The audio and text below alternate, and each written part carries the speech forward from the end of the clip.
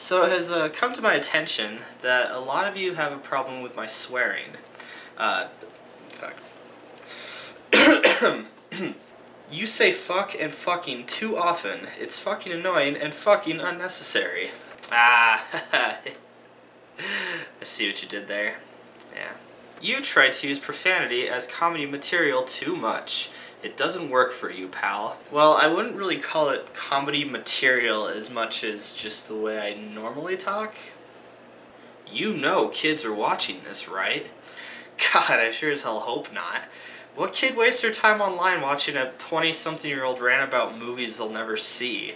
I mean, I would put a disclaimer on my videos, but that would just make kids want to watch it more. Oh man, this is a good one. Are you new to swearing? Every other word is a forced fuck or fucking. Well, in my opinion, forced fucks are the best kinds. Okay, I was kidding. Come on, it was a joke. It was a joke. So for the sake of all your virgin ears, I will do my darndest not to swear as much. So let's just get all the swears out of the way now, shall we? Take it away, George Carlin. Hey, shit, piss, fuck, cunt, cocksucker, motherfucker, tits, fart, turd, and twat.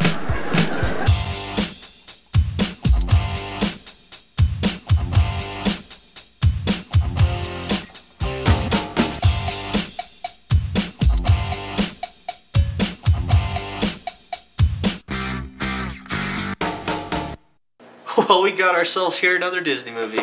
Don't get too comfortable yet, youngins, because this movie's haunted by a ghost. Well, it stars a ghost. Well, okay, more like it stars an actor who's dead, and was in that ghost movie.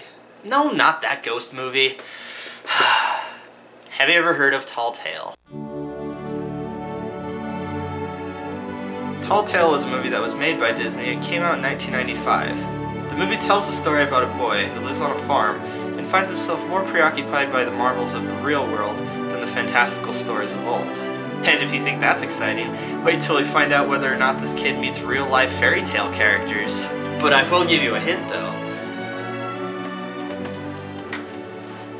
He does. So we begin our movie during the Old West in 1905, back when the whole world was blue, apparently. We meet our protagonist, Daniel Hackett, a farm boy played by Nick Stahl, who, believe it or not, was the yellow bastard in Sin City. We see Daniel trying to do farm work when he gets distracted by an automobile passing by the farm. He returns back home hours later and is in trouble for ditching his chores because, well, because he's an idiot. This is a farm, Daniel. Work's got to be done when it's supposed to be done. So his pa yells at him, but Daniel isn't having any of that crap because it turns out, surprise, surprise, this 12-year-old boy doesn't like doing farm work all day. It's nothing, it's just a dried up, miserable piece of ground. You hold your tongue. You're gonna hurt the farm's feelings. Daniel storms off while his pa has a change of heart and decides to spend some quality time with his son. Sun be setting soon. Try to be near starving. Man, I hate fishing. It's nothing but a dried up, miserable old lake. So while fishing, Pa enlightens Daniel and the viewers of a few unbelievable stories about Pecos Bill. Tell you about the time Pecos Bill wrestled John Henry at the Upside Down Mountain? At least 100 times, Pa. But once again, Daniel's son is having none of this Disney fairy tale crap. Oh, it's just a tall tale. Just 'cause it's a tall tale don't mean it ain't true. But if it's true, wouldn't that not make it a tall tale? Then old Pecos Bill, he swung his lariat and roped a passing twister and he rode off into the sky. Pa, Pecos Bill ain't real. Pecos Bill is so real, you just haven't clapped your hands and believed. Wait, that's Tinkerbell. I always get those two mixed up. You don't believe me? I swear to you by the code of the West. Pecos Bill is as real as you and me. Now you know the code of the West, don't you? Run the natives off their land and use the Chinese as slaves? Respect the land. Defend the defenseless. And don't you never spit in front of women or children.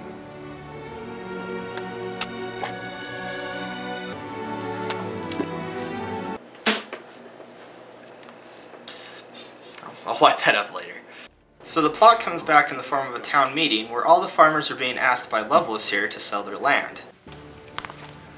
$50 an acre. Oh. Of all places to put dramatic thunder. $50 an acre. And then what? Oh, come on, Pa, don't be stupid. It's $50 an acre. I'll tell you what happens. Jefferson County will be next. But Jonas, $50 an acre. Okay, I added that one in. But come on, $50 an acre. This is the deed to my farm. My farm! It's got my sweat in it. Gross. My blood, too. Gross. It's where my children were born. So there's placenta. Also gross. I ain't selling.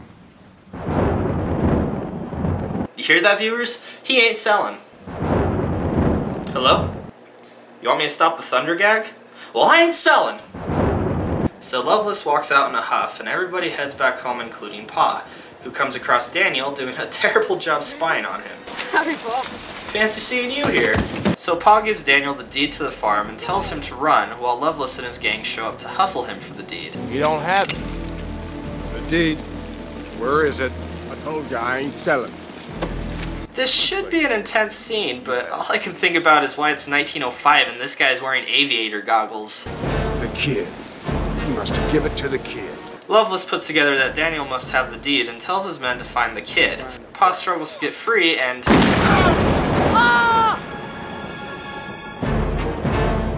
He shot him? In cold blood, in the middle of town, over selling a farm. Who would do that? And where's the repercussions of doing this? Again, in the middle of town, and again, in cold freaking blood. Shouldn't this clue all the other townspeople in that maybe they shouldn't be listening to this guy? Oh, and they know about it. The next scene, we see townspeople hanging out at the farm while the doctor takes a look at Pa. I've done everything I can do. But that bullet in his head just isn't coming out. Well, I'll tell you one thing. I'm selling. Pulling out. No piece of ground is worth dying over. This isn't 19th century Europe, guys. It's the American West in 1905. There was law back then. Where are the sheriffs in this town? So Daniel, taking the bad news of his father's inevitable death and realizing he lives in a town where he could be gunned down at a moment's notice and the killer can get away scot-free, does the only thing a boy his age knows to do in tough times like this. Float off into a fantastical Disney movie. Or the set of holes. Not so fantastical, but still Disney.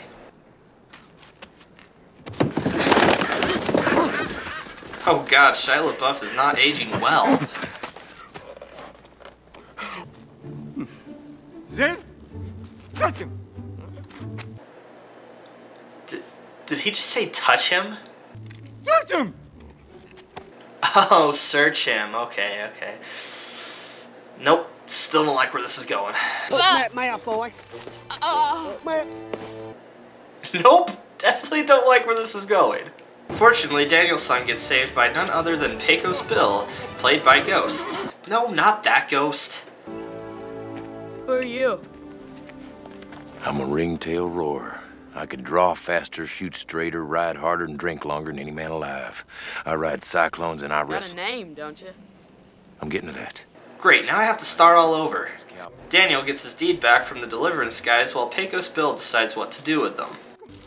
I ought to plug you two right now. But I make it a rule never to kill a man on Sunday. Today's Wednesday. Wednesday.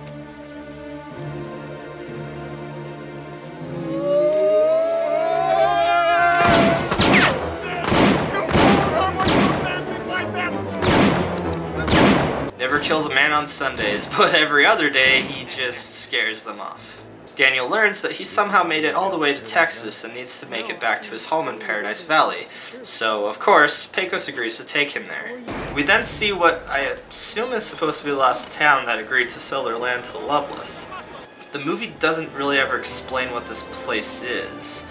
But you know it's bad because people are mining, and mining sucks. And they're constantly being patrolled by the Sunglasses Brigade, because sunglasses are evil and I'm pretty sure didn't exist in 1905, but whatever. This is just one of those villain monologue scenes that are always boring and unnecessary in kids' movies. Basically, it's just Loveless going, blah blah blah, I'm evil, blah blah. Oh, hi, William H. Macy. We cut back to Daniel-san and Ghost, no, not that Ghost, as they stop to make camp for the night. Good boy, Woodmaker. Oh boy.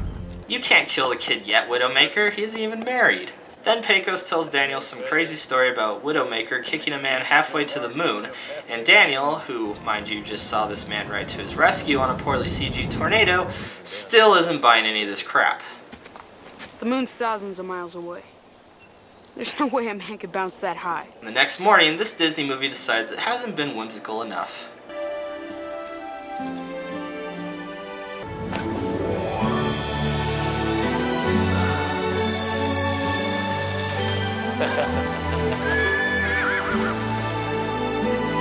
Pecos Bill, I think that peyote just kicked in.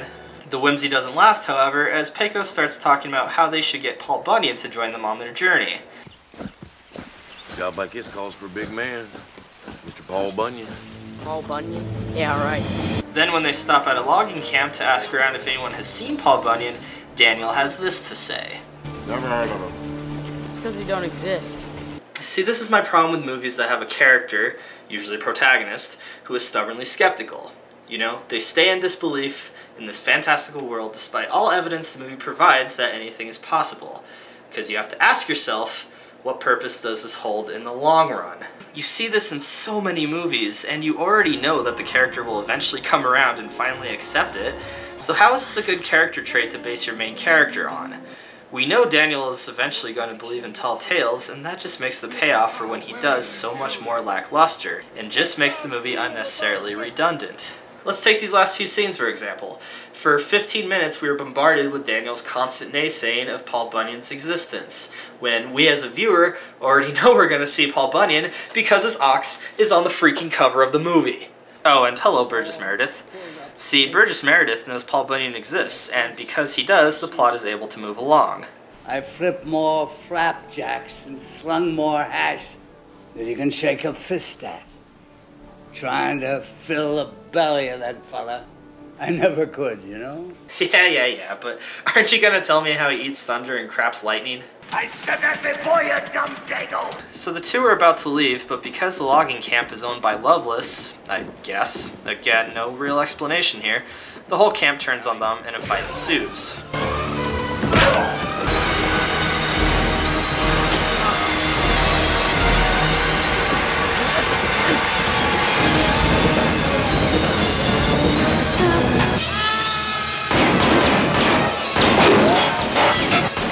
Weird. Usually when I shoot at things, they stop moving.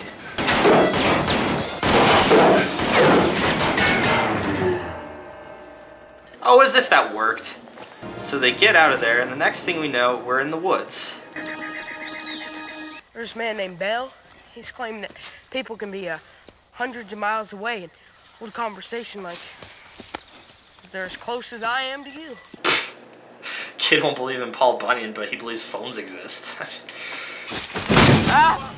It's here where we meet Paul Bunyan, who, I don't know, something seems different about him. Maybe if I do a side-by-side comparison of him. No, still can't put my finger on it. So Paul tells us how he got kicked out of the logging camp for being behind the times, and how the machines they're using are butchering the forests. Me, Paul Bunyan, the man who invented logging. Eventually, he gets talked into going with them to Paradise Valley, strangely enough by Daniel-san, but first they have to stop in Liberty City, from Grand Theft Auto. Okay, no, it's nothing like that, but it does have drilling contests, teehee. No, actually it's a competition where people can compete against a drilling machine to see who's fastest. Enter John Henry, a man known for competing against machines and winning? Didn't the story go John Henry died competing against a steam drill? But wait, John Henry can't drive steel without a shaker, whatever that is, but nobody will volunteer. It's squashed like a tin can by its hammer. There ain't nobody that dim-witted. Forget about it! Oh, you all saw that. He fell forward. That means he clearly wants to volunteer, because that's what volunteers do. They stumble forward stupidly. Yep, he totally wants to do it. I can't do it. You don't know what you can do until you try. Yeah, Daniel fails miserably.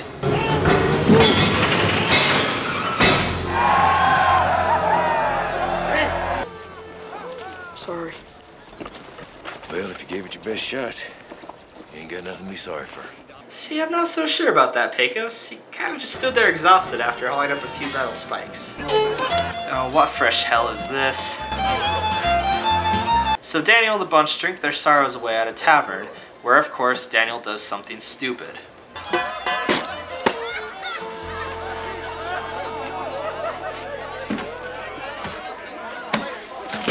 You just stepped over the line, boy. Fortunately, Ghost steps in, not that ghost, and offers the man a drink. Mister, are you insulting the great state of Texas? The great state of 2-bit tin horns, you mean?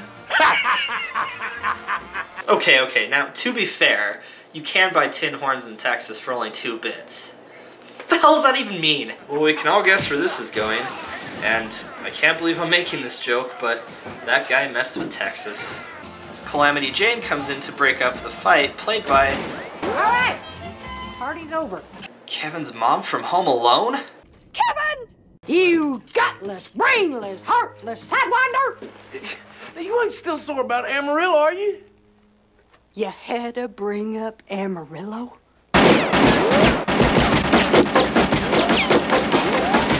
What's she got against you anyway, Pickles? Oh, I run out on her. Yeah, so apparently Calamity Jane and Pecos Bill had a thing. And then Pecos Bill ran out on her.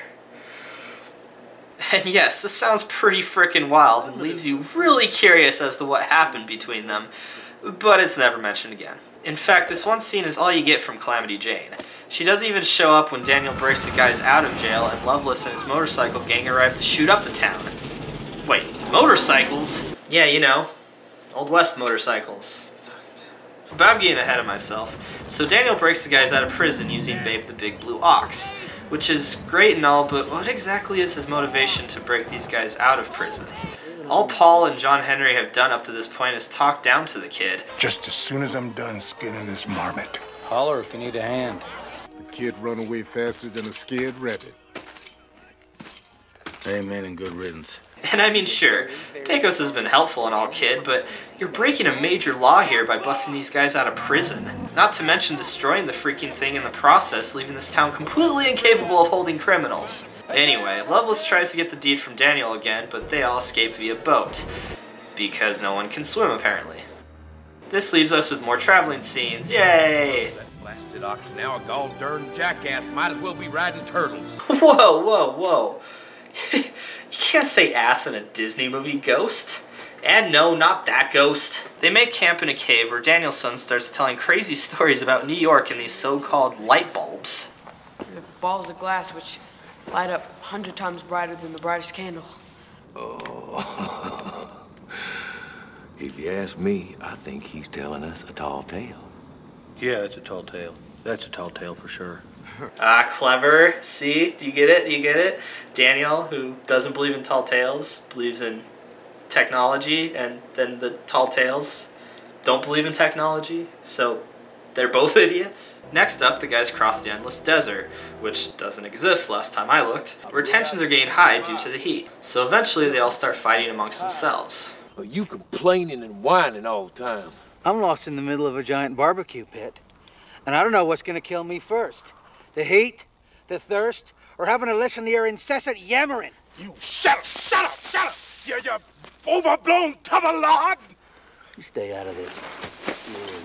So Pecos Bill, Paul Bunyan, and John freaking Henry get into a fight. And it's the most pathetic thing I've ever seen. Wasn't there that whole story of Paul wrestling with Babe, and it was so intense it created the Rocky Mountain Range? Yeah. So they make camp for the night, and the next morning, somehow, Loveless is there with guns at the ready. Pecos! Interestingly enough, he simply asks the kid to hand the deed over instead of just shooting him outright in cold blood and taking it. You know, like what he did to his dad? So at the first sign of things being hopeless, Daniel of course immediately gives up. and even goes as far as to yell at his companions. Where do any of you get off telling people how to live? You all or nothing. You're just a bunch of tall tales that my pa made up. Kid, they're right there.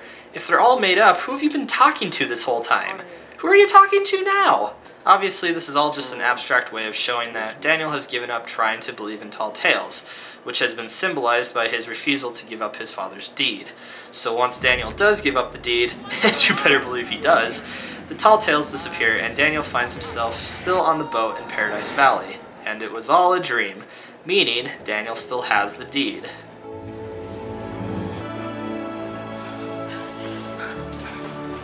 Your father, he's gonna be all right.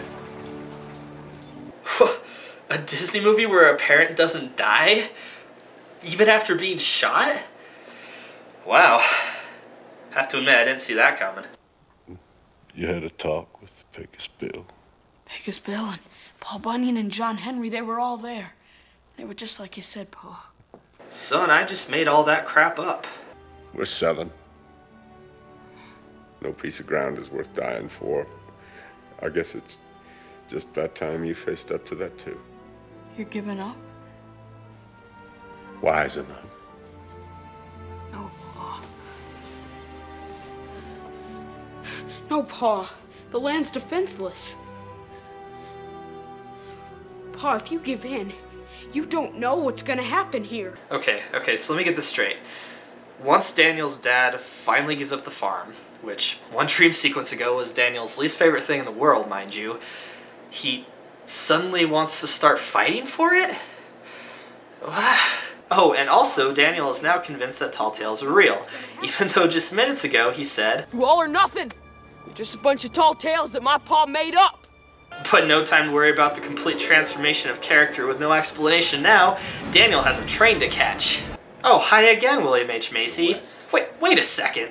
William H. Macy was in the kid's dream, but he was also real all along. But how would Daniel know that he existed? Or wait, was the bad guy monologue scene happening in real life, and it was just cutting back to Daniel's dream? Come to think of it, how would Loveless have gotten all the way from the desert back to Paradise Valley so quickly? And if Leonardo DiCaprio was in a dream the whole time, that would mean that Peter Parker was in that same dream too, meaning that Robin and Spider-Man existed in the same universe with Luigi from Mario Brothers. I'm confused. So Daniel stands up to Loveless, and Loveless is all like, okay, I'll just kill you then. Because, again, he could totally do that without repercussion. Daniel!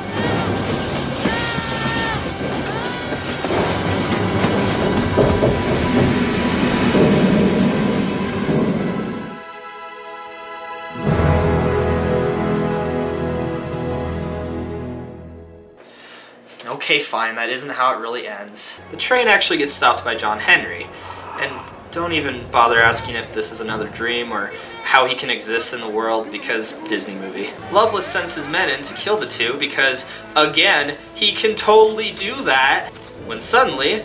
Hold it right there. It's Patrick Swayze!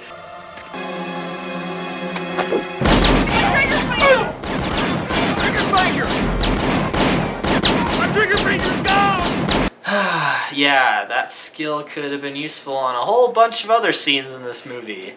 Like this one. You're trying my patience. Oh, and not to mention this one. You sure got a peculiar way of showing it. So the train gets run back into the tunnel, and Paul Bunyan is there to give Daniel the last swing to take the tunnel down. More ought to do her.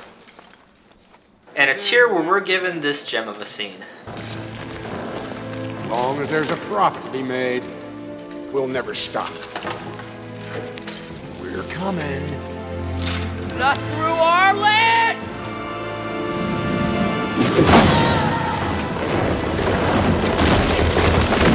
Oh god, I'm gonna get caved in. I didn't think this through. Nah, Daniel gets out alive. Oh crap, I just killed a man. So everything is right back to where it used to be, only now Daniel isn't such a brat when it comes to farm work. But of course we have to see our made-up heroes off before the end credits roll. What about you, John Henry? I've been thinking about a rematch with that there steam drill. Again, that's kind of messed up considering my previous comment about how, you know, he dies going up against a steam drill. Hello?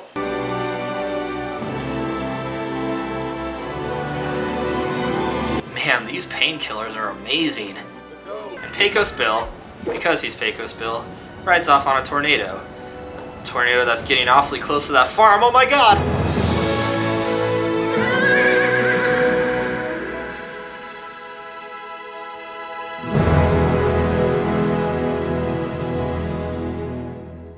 And that was Tall Tale. Wasn't that a dadgum sight? Now, honestly, I have no major qualms with this movie. I just remember seeing it when I was young and being incredibly bored the whole time. And I appreciate the tall tales the main characters were based on, don't get me wrong.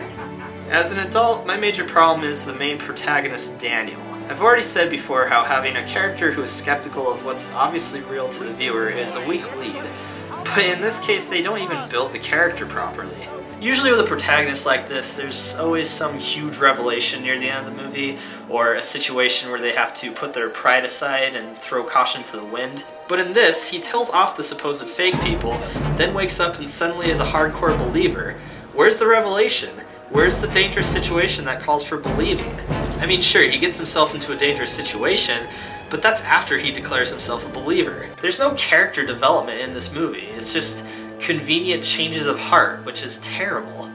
One interesting thing I've noticed this movie has is this constant underlying theme of the modern age of machines taking over the West and how folklore heroes, who are self-sufficient and adventurous, are a dying breed. It reminds me a lot of The Man Who Shot Liberty Valance, actually. The whole duality between the modern world taking over the Wild West with the teachings of government and law. Even the fact that Loveless is constantly on or near a train is clear symbolism of how he represents the end of the Wild West, since the construction of the railroads caused a major boom in the Western modernization. So I'll give this movie that. It does have some pretty deep themes, but the problem is you really have to stretch to find them. Not only that, but it only succeeds in making me want to watch the movies that portray these themes much better. But I've gone on long enough with Patrick Swayze and Wild Wild West jokes. It's time for us to get ready for the holidays. The Star Wars holidays. We celebrate